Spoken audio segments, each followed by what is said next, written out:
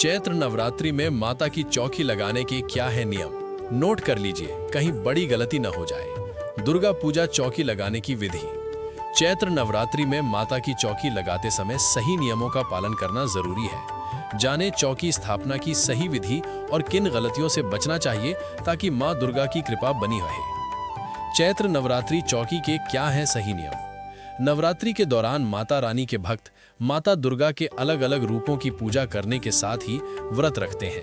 9 दिनों तक चलने वाले इस शक्ति उपासना के पर्व में भक्त अपने घरों में माता रानी की चौकी स्थापित करते हैं। लेकिन क्या आप जानते हैं कि अगर चौकी स्थापना में दिशा या नियमों की चूक हो जाए तो पूजा का पूरा फल नहीं मिलता है।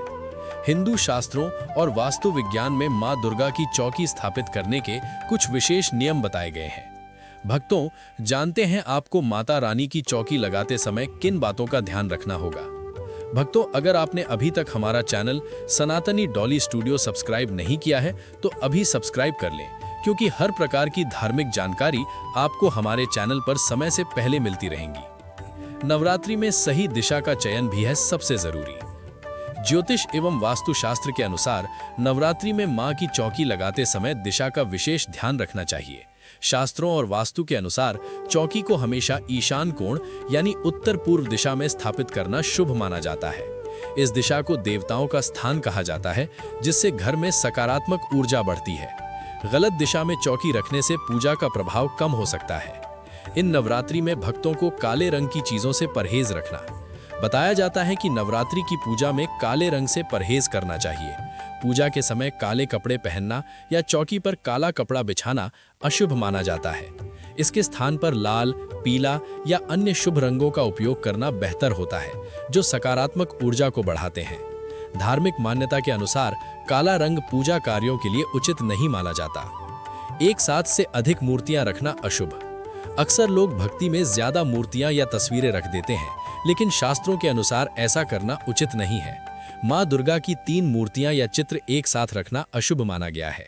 आप अधिकतम 2 मूर्तियां या चित्र ही स्थापित करें, इससे पूजा शास्त्र सम्मत मानी जाती है। कलश स्थापना का सही स्थान। नवरात्रि में कलश स्थापना का विशेष महत्व माना जाता है। ध्यान रखें कि कलश को मां दुर्गा की मूर्ति या तस्वीर के दाईं ओर स्थापित करना शुभ होता है। सही स्थान पर कलश रखने से पूजा पूर्ण मानी जाती है। विधि विधान और नियमों का पालन करने से मां दुर्गा की विशेष कृपा प्राप्त होती है। हिंदू नववर्ष के पहले दिन ब्रह्म मुहूर्त में करें ये काम, साल भर मिलेगा शुभ फल और खुशियों का साथ। हिंदू नववर्ष के पहले दिन ब्रह्म मुहूर्त में उठकर कुछ खास काम करने से पूरे साल जीवन में सकारात्मक ऊर्जा, सफलता और समृद्धि बनी रहती है।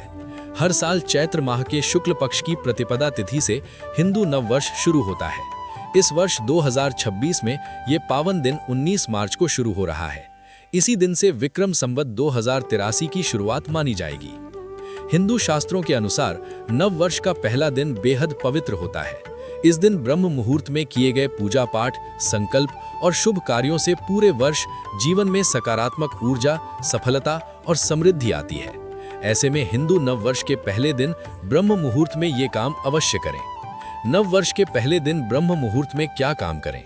ब्रह्म मुहूर्त में उठकर स्नान और पूजा करें। ज्योतिषियों के अनुसार हिंदू नव वर्ष के दिन सुबह जल्दी उठना बहुत शुभ माना जाता है।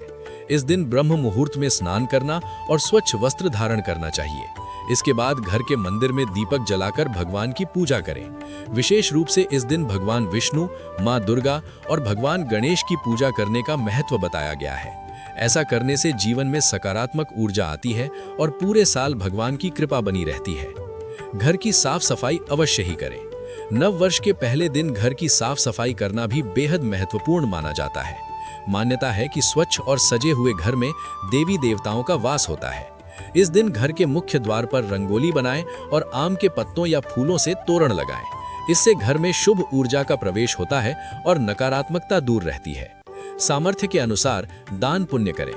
धार्मिक मान्यता के अनुसार नव वर्ष के पहले दिन दान पुण्य करना भी बहुत फलदायी माना जाता है। इस दिन गरीबों और जरूरतमंदों को भोजन, कपड़े या अन्य आवश्यक वस्तुएं दान करना चाहिए। दान करने से पुण्य की प्राप्ति होती है और जीवन में सुख समृद्धि बढ़ती है। साथ ही ये हमारे भीतर करुणा और सेवा की भावना को भी मजबूत करता है। नया संकल्प और शुभ कार्य की शुरुआत। हिंदू नववर्ष को नई शुरुआत का प्रतीक माना जाता है।